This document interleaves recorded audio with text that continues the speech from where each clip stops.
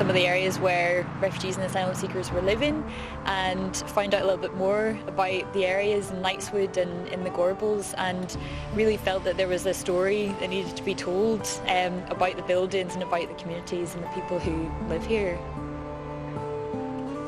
The project's about people and places. It's about these buildings, but very much about the people who live in and around the buildings. And really we want to tell the story of this place here and now. So what's the story of this place in 2013, and ensure that that story and that heritage is really captured for future generations.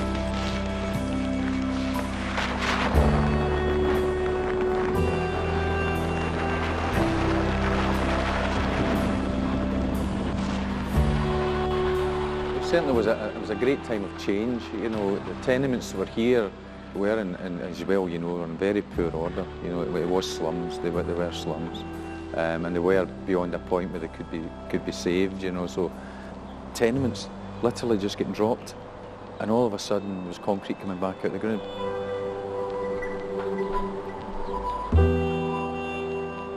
I think it was to put a kind of marker on the ground that they'd cleared the Gorbals. You know, it was a hot potato then about the condition, the slum conditions of the Gorbals. It was such a rush to make the thing happen. So I always wonder how they managed to do this so quickly. That view that you're looking at the moment is straight across Crown Street. These were only built for something like maybe 10 years and are demolished again. We had problems with condensation, very damp, and very, very quickly the people wanted just to move out. They didn't want to stay in them.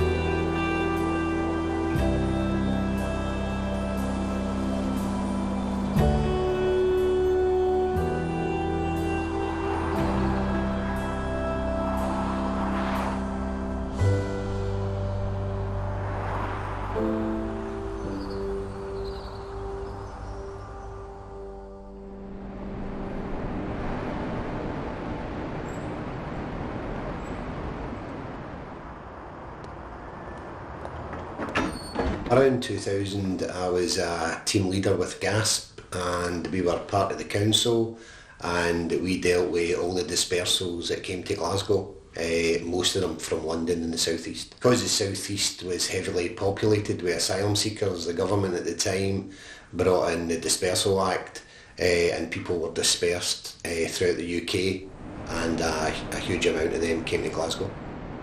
I think it worked in Glasgow because we had the amount of accommodation to take high numbers of asylum seekers.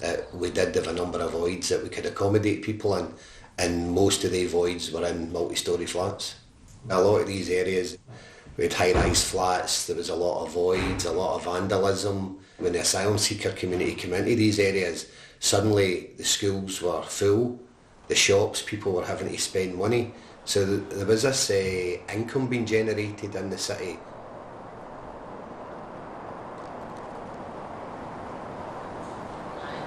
What else makes up in our city? What kind of things can we do?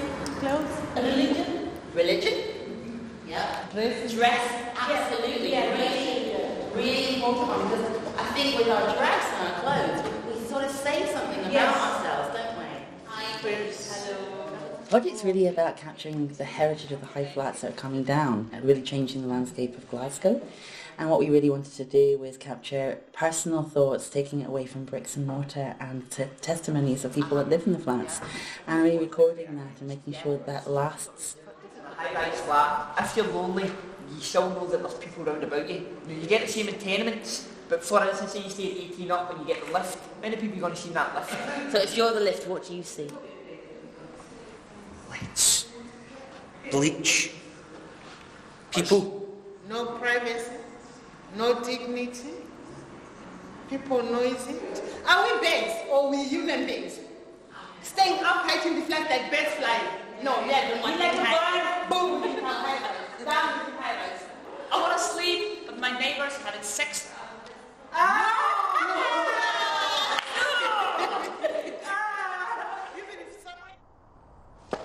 Morning, everyone. Morning. Morning. Morning. Morning. Morning. Lived in a high-rise flat and getting in the morning. If there was people in the lift, they'd look at you coming in the lift. Then they would look up at the number and down at the floor. They'd be sideways glance at you. Up at the number and down at the floor. Jane was talking about neighbours, and this links back to earlier about having children's parties on landings, and Jane was saying it'd be really good to know neighbours. I'm going to go to the 24th floor. Ding. Being lifted, doors are open, the concierge is shouting and bawling this man. Stole leave, chairs. They don't belong to you, that man's moving it, he says. Home office people in my lip and me, they're coming to take kids away.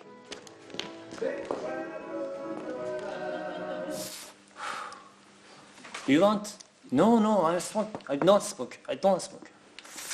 No problem. Drink? No, smoke. No, I hate alcohol. I hate. You're stupid. So I suppose it's almost like a home in a box. It's like if you have to leave very quickly from your home, what you would take with you. The clothes that I brought here when I came in. In my suitcase, I suppose I would take my most personal treasures I've got in the house. I would take photographs of my family, my son, me and my mum. I'd also take stuff from Glasgow, just to remind me of Glasgow. I haven't been here for that long. For them to ask me to go, I'll be very, very sad. Yeah, I don't know if I will even go because I will just run away. And then they're like, wait a minute here, what are you looking at? Sometimes people have an assumption of how it might be to live in the high flats, and they really wanted their story told. So once we realised that, we were able to open up through the documentary and through the visual arts and through actually the dialogue within the performances. If it was just, what kind of sounds do they The make? scariest is to see the lift. Yeah. It comes up, it wakes up. So we'll make those quite loud so people are kind of like walking and go, wow. You tell me a story before I go to sleep. Tell me about the birds and the bees. Citizens Theatre, cool. The River Clyde, wow. Then you opened the cupboards, it was empty. I opened the fridges, they were empty.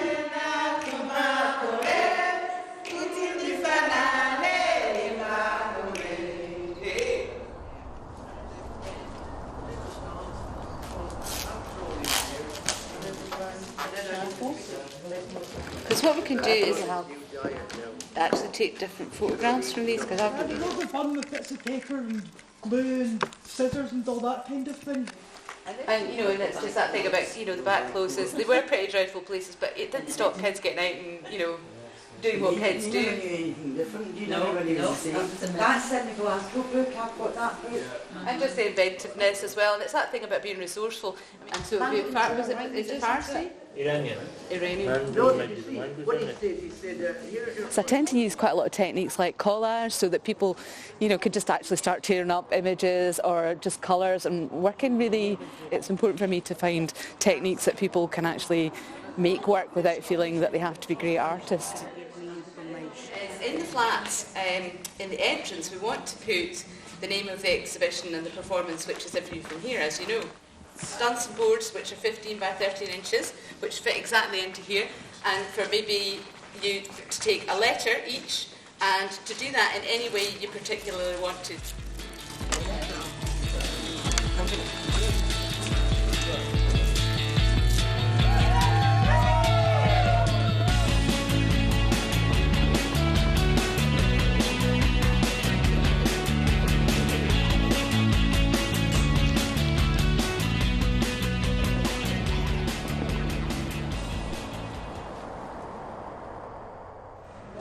If you're doing people, look for nice light. If the space is too dark, find a space that's got nice light. So people went outside to the cafe area. The cafe was beautiful with lots of windows. But it's very important when you go outside, anything that you film, it must be recorded for a minimum of 10 seconds. Minimum. Is this?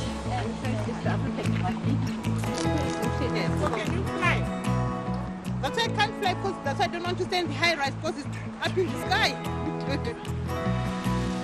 My heart is in Gorbals. This shot, which as we see every day, becomes a little bit more interesting.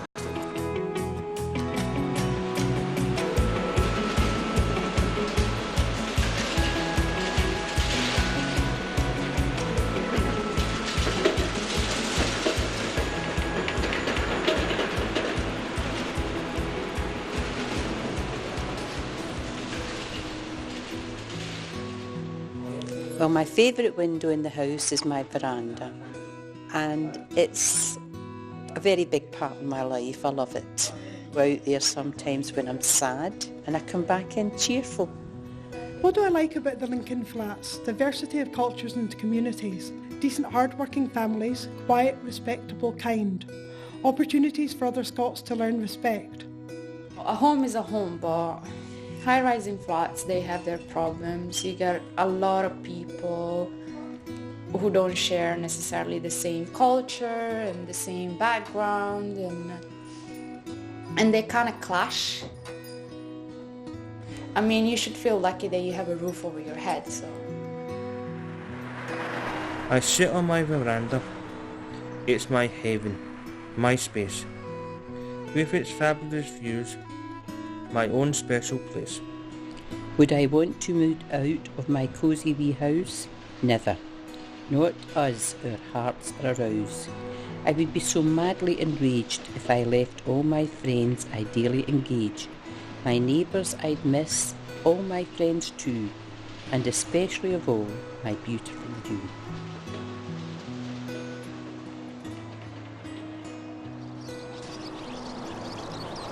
Okay, so plan is we are going to take the birds that we've very lovingly put together with Jan, which they're looking nice and bouncy, and we're going to go over to the performance site. We have got permission now to perform over at Norfolk Court, which is very exciting. So all those ways that we sort of plotted it all out is going to work really nicely. Into the flat. Past, present, and future of Gorbals. Can you imagine all the things on the walls? And things like that? Maybe pictures. Pictures, all the photographs and all the work that you've been doing. Yes. But we need to decide where those things are going to be. So once we've got them all printed up, we'll be coming back round, and and so does Jan, so does Bash, really want you guys to curate those spaces. It's really important to bring audiences into new spaces, take it out of the theatre and bring theatre into a space that is domestic and that everybody owns it, and they're able to have a real immediate effect of the story.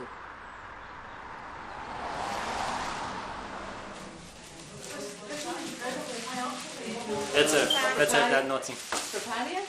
Look at you, such a diva. It's okay. It's just the fact that people who are coming to visit aren't coming into a gallery space, they're actually visiting a domestic space where people have lived. And you know, the thing about the project is bringing the flats to life for people who pass by them and making people realise that there are hundreds of stories from all those flats that are going to be no longer. It's a shame that people have to lose their homes. I know many people would have sincerely loved to have continued living here. But on the other hand, I do understand that it would cost far too much to try and do them all up, because so many of them were way beyond repair. This block is a perfect example.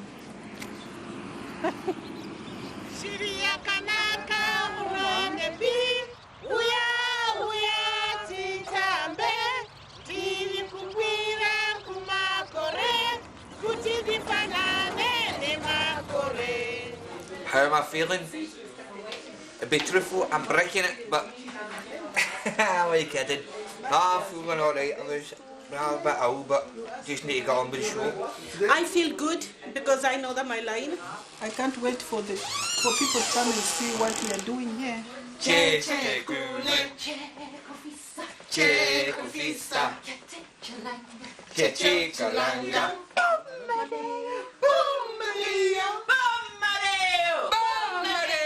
Fantastic, guys. Are we ready to kick the show? So what is the one you have to I don't know. I don't know.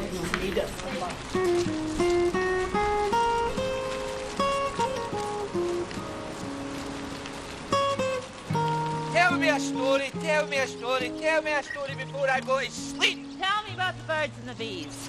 Tell me about the little tree. Tell me a story before I go to sleep. Over the last 40 years, I passed by this high-rise flat. There always sun was shining, and it was so beautiful and quiet, and no kids were playing. There was really damp and cold, and people looking sad and crowded. I was shocked. Come and see. And what do you think? School straight into this mass of activity. It was quite chaotic. One of the foremen on the site had a cine camera, one of the very early cameras, and every job he ever did, he always took out a wee record of the job that he was on. The picture you're seeing just now is the block of flats that has just been demolished. Audience group B, like to get ready to come with me. The ones that are lying rubble at the moment. This is like this is the roof level that we're almost reaching at the moment. That's a view looking towards. I was taken in a van. They told me where I was going, but I did not know the place. 30 minutes drive, I found myself in front of a tall building. High-rise flats, very tall. And I could see people somewhere looking through the windows. So I was a bit scared. Why are you homeless? Drug problems, lack of support, no houses. This is Glasgow. What can I tell you, hen? I used to work as an agric instructor in my country. I supervise people. Now people are supervising me. To the future. God only knows. Everybody's changing. All of you. The residents in this flat are all getting new houses. And for me, I just don't know.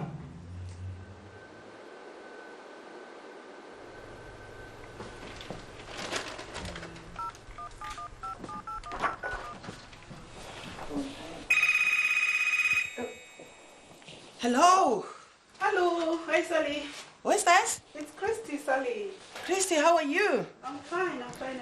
I'm fine. Where are you? I'm at YMCA. Ah, YMCA? Yes. Ah, when did you move in? This afternoon. Oh, I live in YMCA too. I live in 19th floor. You look through the balcony then. Okay. I'm over here. Oh, now I can see you, Sally. I can see you. Can't wait to see you. Me too. Yeah, I'm coming over now, okay? Yes. Yes. I've missed you. I've really missed you.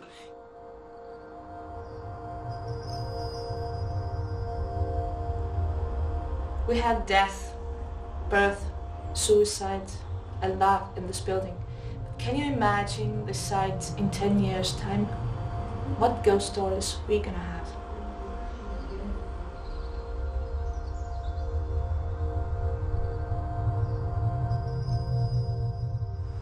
I opened the cupboards, they were all empty. Then I went down to the reception to ask for tea bags or coffee. When I got there, they said they couldn't help me. Instead, they referred me to go to Tesco, of which I didn't have a clue where Tesco was.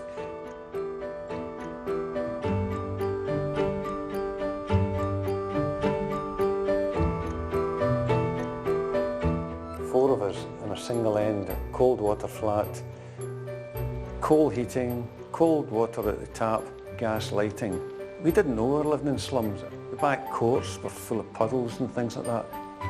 The high-rise class is a solution to the slums.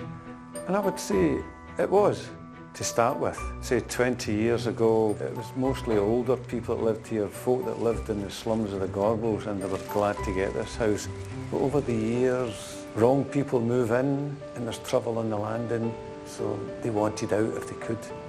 Someone says to me, this is not a high-rise building, it's an upright street. But you don't know the man down below you.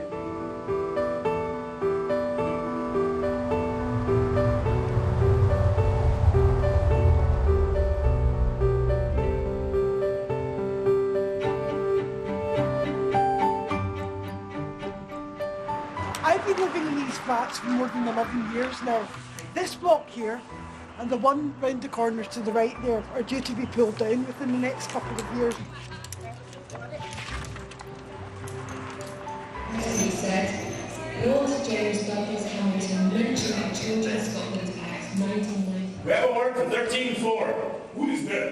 Home office, open the door. Got a warrant?